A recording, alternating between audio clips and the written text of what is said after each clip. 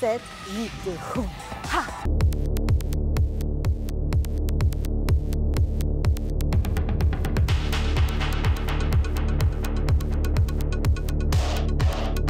Je demande un tonnerre d'applaudissements à la perfection humaine.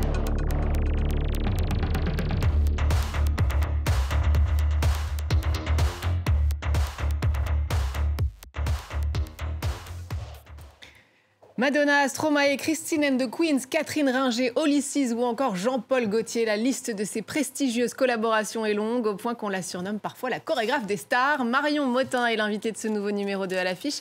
Bienvenue à tous et bonjour Marion Mottin. Bonjour. Alors j'ai égrené donc cette série de stars. Qui est-ce qui vous a le plus impressionné si vous deviez retenir une collaboration? Je pense que c'est la première collaboration, c'est Stromae, parce que déjà son côté humain, j'ai jamais vu quelqu'un avec autant d'humanité dans ce métier où parfois on peut l'oublier un peu.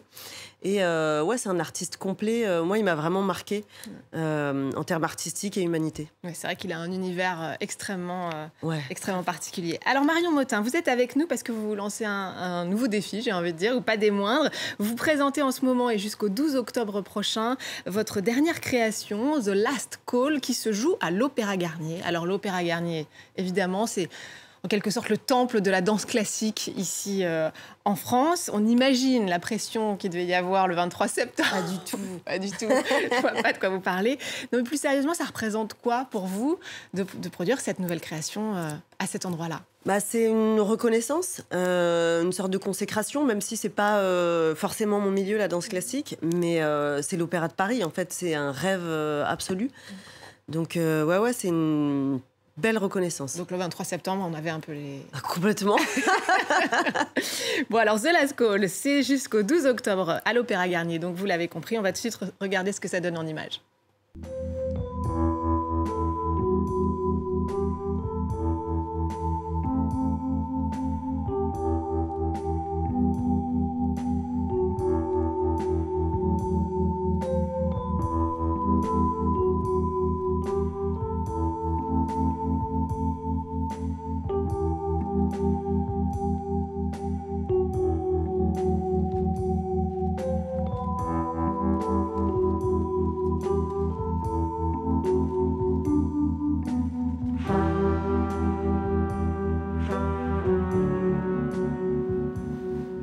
Voilà, The Last Call, ou le dernier appel. Parlez-nous de ce dernier appel. Je crois que vous avez construit cette pièce autour du deuil, de cette notion du deuil, et notamment après le décès de votre père. Oui, alors c'était pas forcément l'histoire de base. Et puis, en fait, il s'est passé ce qui s'est passé il y a 1 an et demi.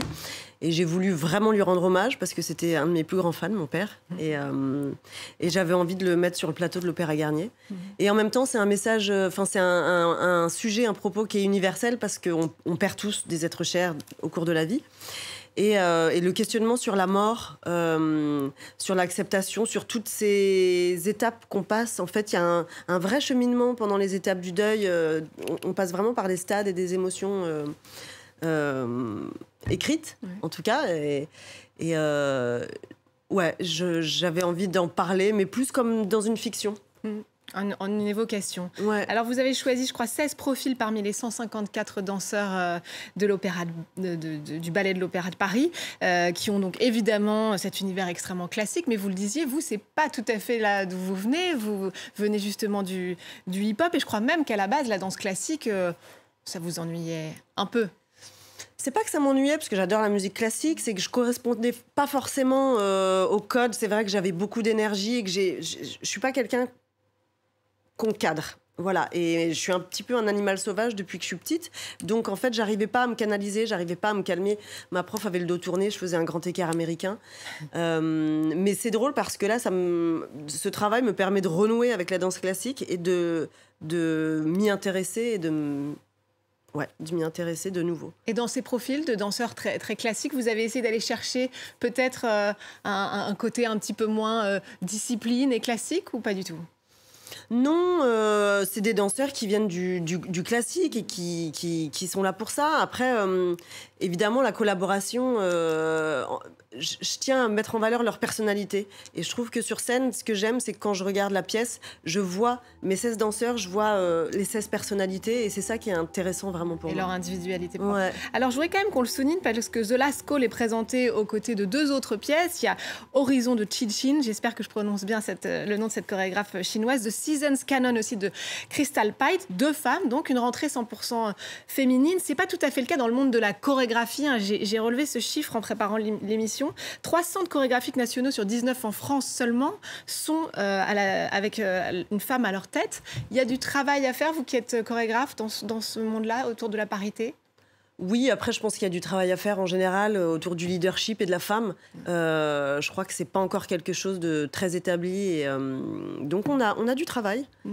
À faire aussi dans ce milieu de la danse. Ouais. Je le disais, hein, votre ADN artistique vient plutôt du hip-hop. Vous l'avez découvert, je crois, dans la rue. Vous avez ensuite collaboré avec des grands noms de la danse ici en France.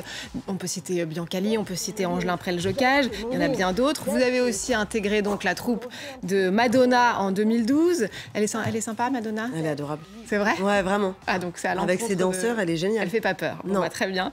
Et puis vous avez créé votre propre compagnie, les Swaggers. D'ailleurs, votre dernière création, alors elle remonte à 2020, hein, Le Grand Saut, mais elle va être à nouveau jouée à Paris et en région parisienne très prochainement. On va regarder tout de suite quelques images. Le Grand Saut.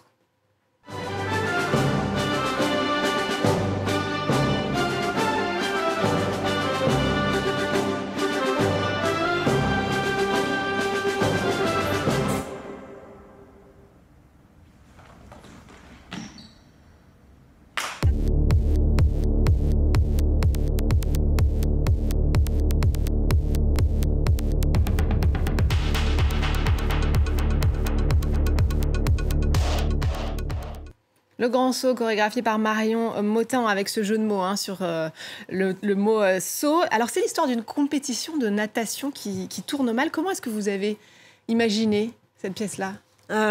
C'était vraiment une obsession pour moi de travailler autour du mouvement du surf de base, parce que j'aime bien partir de mouvements qui ne sont pas à la base de la danse. Et je trouvais que le mouvement du surf était hyper organique et très beau.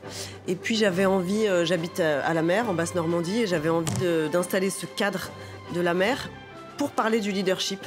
Donc je mélange un peu des propos, mais je trouvais ça intéressant de faire un huis clos, de parler du leadership dans un espace comme la mer, où face à la mer, on a besoin d'être bien humble parce qu'on ne contrôle pas les choses. Ça remet en place. Ouais.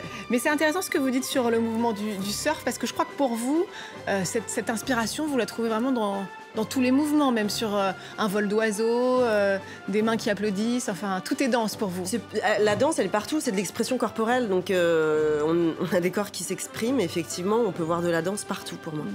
Alors, votre actualité, c'est aussi un départ en tournée avec le Fashion Freak Show. Alors, ça remonte un peu, cette pièce a vu le jour aux Folies Bergères, je crois, il y a quelques années, en 2018, je crois. Ouais. Oui, c'est ça, j'étais allée la voir, de Jean-Paul Gaultier. Alors, évidemment, le couturier avec un univers ultra créatif. C'est comment de travailler à ses côtés? C'est génial, c'est super inspirant. Il a 1000 idées à la seconde. Et encore aujourd'hui, parce que à chaque fois qu'il revient, on répète « Marion, on pourrait faire ci, on pourrait faire ça ». Donc il faut un petit peu le canaliser, parce qu'on ne peut pas tout changer, mais c'est hyper inspirant, il est génial. Ouais, et puis alors, il se fait vraiment plaisir avec ce spectacle. Il faut aller le voir parce que à son image, ça explose de partout. Marion Motin, on finit toujours nos émissions avec nos invités par un coup de cœur culturel. Évidemment, vous vouliez nous parler de danse et d'un chorégraphe dont l'univers vous parle particulièrement. Ouais, j'ai découvert Marco Gauck il n'y a pas si longtemps que ça. Et en fait, j'ai adoré son univers parce que c'est vrai que ce qui me parle chez les artistes et les créateurs, c'est qu'il y a une patte et quelque chose de très singulier. Et en fait, je trouve qu'il est très particulier, il est très singulier, on reconnaît son univers direct. J'adore ce qu'il fait. J'ai eu un vrai coup de cœur pour ce monsieur qui, en plus, est adorable. Ah, et vous avez peut-être un jour qu'on pourrait collaborer ensemble ?